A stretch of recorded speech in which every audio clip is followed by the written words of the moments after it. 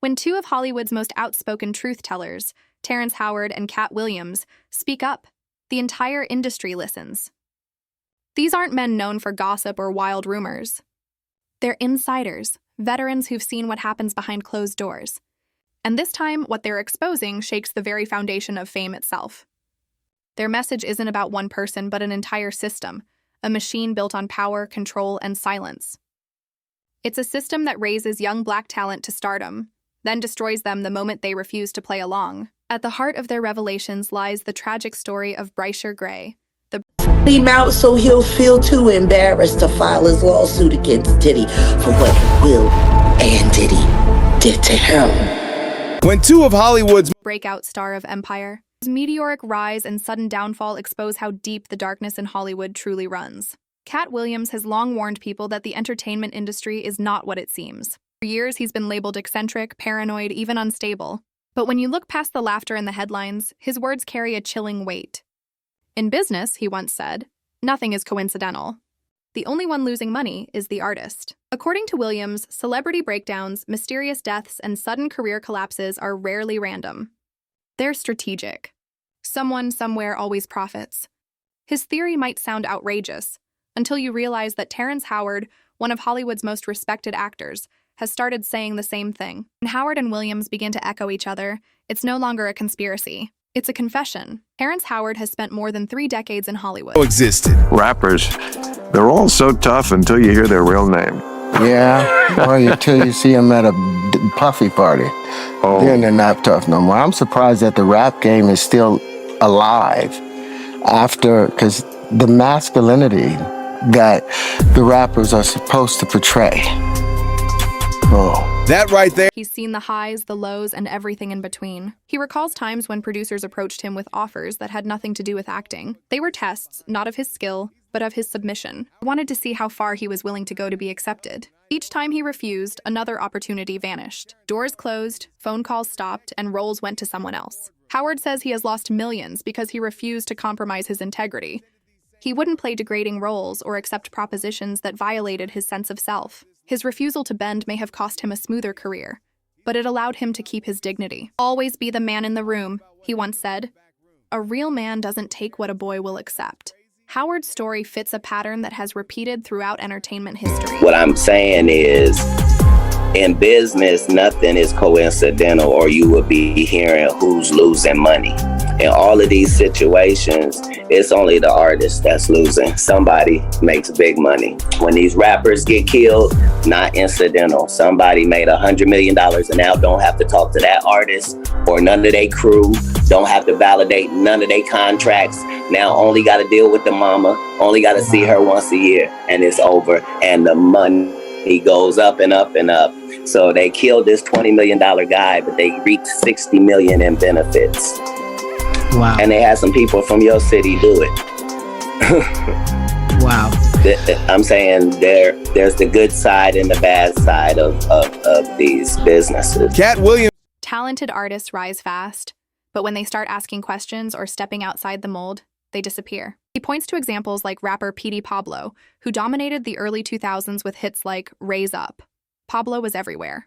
On the charts, on TV, in the clubs. Then suddenly he was gone. Howard claims that Pablo was erased from the industry after he began speaking out about what he'd witnessed behind the scenes.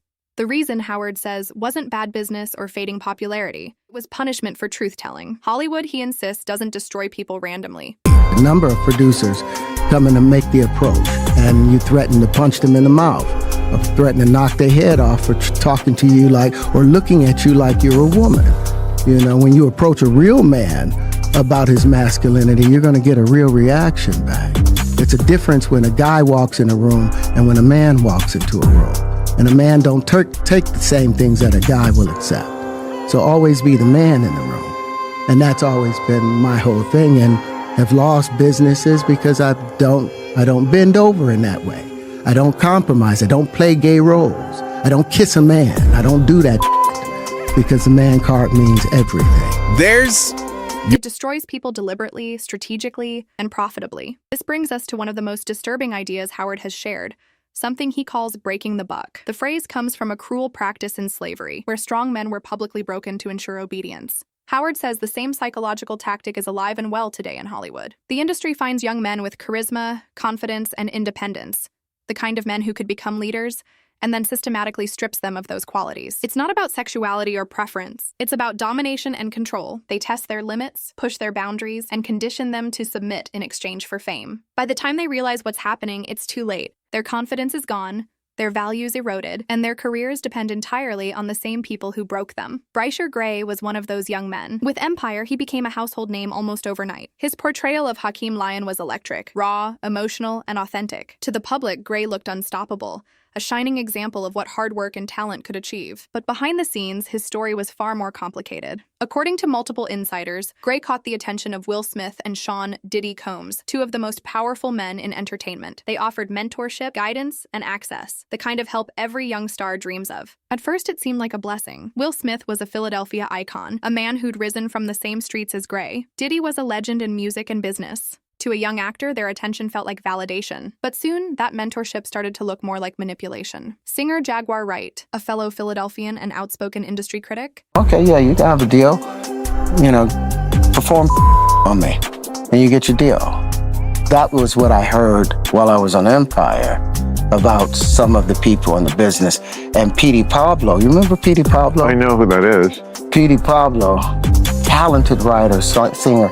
Him and Young Buck wrote a song called Ho Is On. And in that song, back in about 2011 or 29 or something, because he called out all of the taking place at those parties and those people, he was kicked out of the music business. No radio station would play his stuff. So you look for Petey Pablo, he's not around anymore. But that song, Ho It's On, they did not care, and they went all in on it. Claimed that both Smith and Diddy had reputations for exploiting young artists under the guise of mentorship. She alleged that several men, including Gray and rapper Meek Mill, fled from their homes screaming after what they endured. Her statements were shocking, but they aligned with a familiar pattern.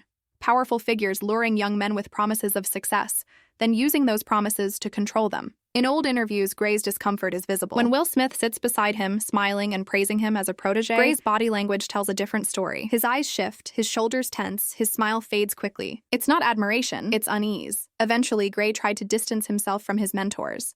Brutal. They accused him of fondling or touching someone at a bar. Oh, yeah. At a bar, and then they accused him of touching some dude. Classic. That's when things took a dark turn. He filed a lawsuit accusing Will Smith and Diddy of blackballing him, using their connections to spread lies, sabotage his contracts, and destroy his career. His lawyer described it as a malicious, coordinated campaign, orchestrated by two of the most powerful men in Hollywood.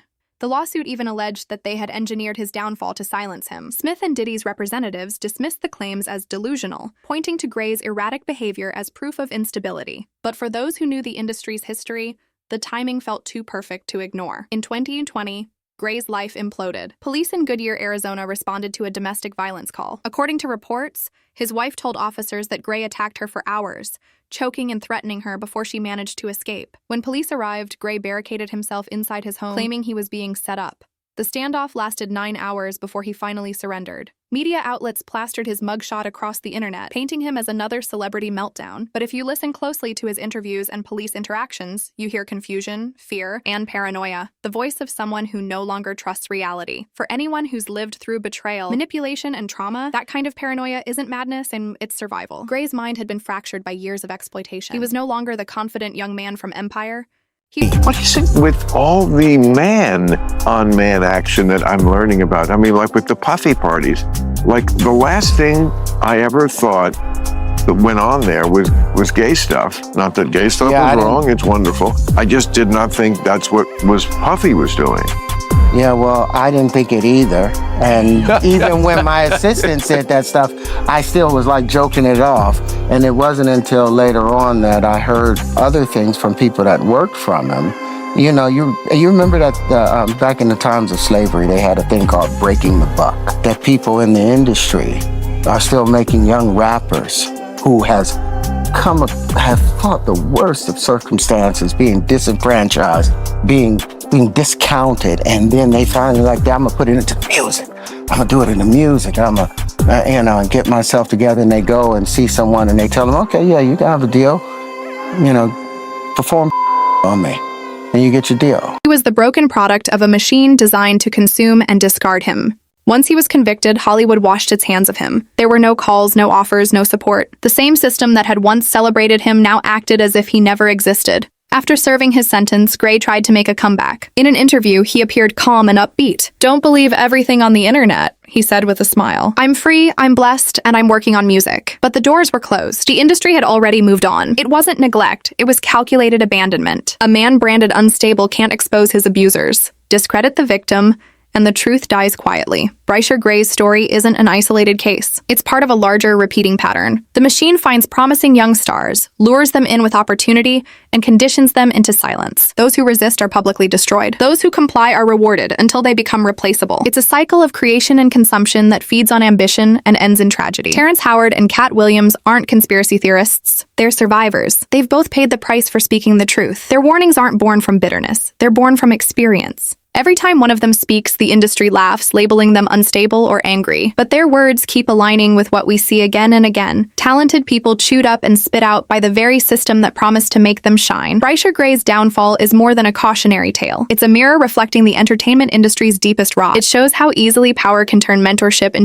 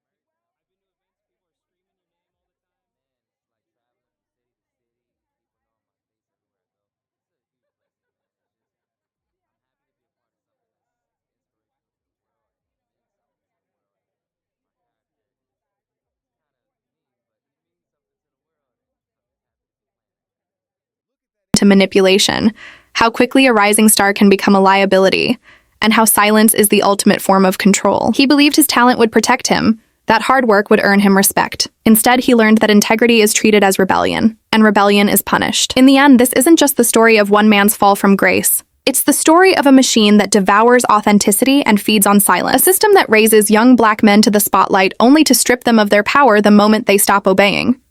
There is a conspiracy that these crimes were a result of him being allegedly forced into inappropriate relations with P. Diddy and Will Smith. Essentially, the theory is that the way that he experienced Hollywood and the things he was forced to do just put him on a downward spiral. Again, no excuse for harming your wife for multiple hours and choking her. I mean, that's a sick person. Being a celebrity sometimes comes with, like, everybody wants to be successful in a celebrity and stuff like that, but it comes with, you know, sometimes, and you know, that's the only thing that I hate about it. So let's talk about why Bryshere is now trying to take Will and Diddy to court, and for a pretty penny, $50 million. Now we have a blind item. I suspect the soon to step forward male victim of SA by this A-list mogul will not be the last man to do so, and this was about Diddy. Now of course we've learned a lot about Diddy, especially through my videos these past couple months. But the allegation is that Bryshere was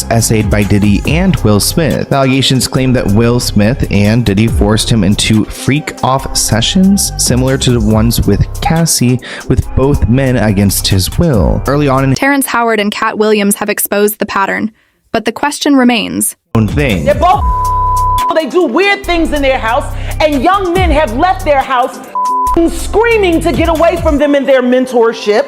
Meek Mills, Bryshere Gray left that house screaming. August the only one that stayed, and I guess he was really sick. He needed the help. Hey, man. And that was they kid's friend. How many more stories like Bryshere Gray's are still unfolding behind closed doors? Everything. It's just great. I'm watching him, you know, he's with my man Charlie Mack. So Charlie was with me every step of the way. First out the limo. So Charlie has been with me, you know, 30 years coming up in the business. So, you know, he's surrounded surrounded by a whole lot of strength. He's surrounded by a whole lot of love, and all he has to do is add discipline, and he gonna be all right. It's like Uncle Will, you know. Who is best to give you advice? And it's Will Smith, and I'm getting so much good advice. I got my first acting role, Empire, and it's changing my life. And it's like I'm listening from the greatest, and it's like making me well prepared to work with Taraji and Terrence Howard, you know.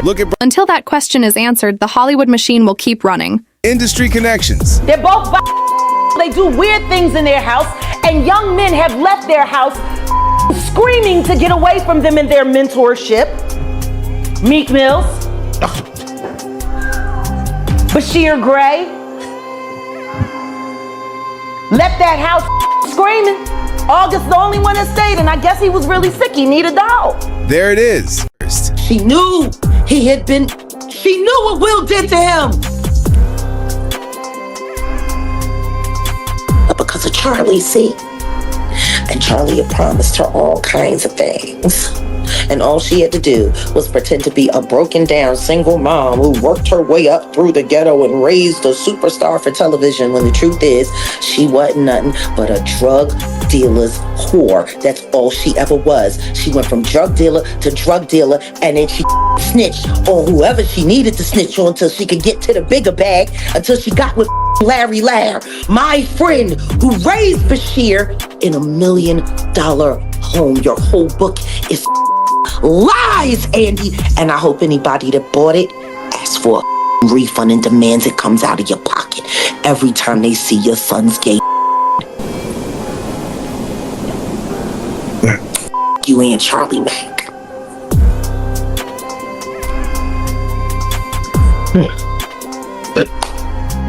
Let me ask you. Today the U.S.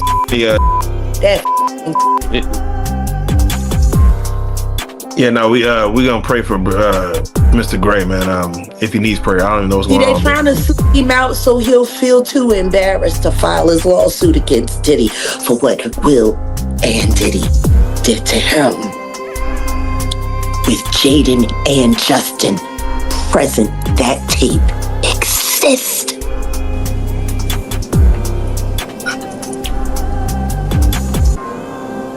Okay. I really hope none of that baby oil was used on those kids. That would just be in bad taste. Baby oil on babies. You can't say that the Flavor Camp was sponsored by Johnson & Johnson. You just come on. Come on. Starting to sound that way, ain't it? Oh,